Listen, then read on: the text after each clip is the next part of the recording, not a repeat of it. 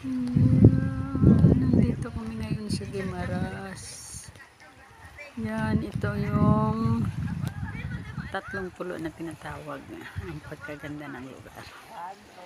Ang sarap maligo. Sayang hindi makapag-live.